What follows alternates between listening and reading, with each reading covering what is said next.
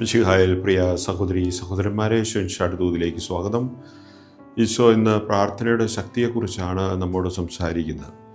25 വർഷത്തോളം ഒരു കാര്യത്തിനു വേണ്ടി പ്രാർത്ഥിച്ച ഒരു മനുഷ്യനെ എനിക്കറിയാം.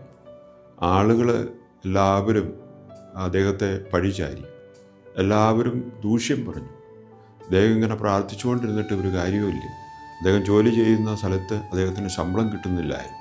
ശമ്പളം കിട്ടുമെന്നുള്ള പ്രതീക്ഷയോടുകൂടി പ്രാർത്ഥിച്ചു, നിരന്തരമായി പ്രാർത്ഥിച്ചു. ഒരേ ഒരു നിയോഗം മാത്രം, ശമ്പളം കിട്ടണം, തൻ്റെ ജീവിതത്തിൽ തനിക്ക് ആഗ്രഹമുള്ളതെല്ലാം സാധിച്ചെടുക്കണം, മക്കൾക്ക് ക്രിസ്മസിന് നല്ല സമ്മാനം വാങ്ങിക്കൊടുക്കണം. അങ്ങനെ അദ്ദേഹം പ്രാർത്ഥിച്ച അവസാനം അദ്ദേഹം റിട്ടയർ ചെയ്ത് പുറത്തു വന്നു.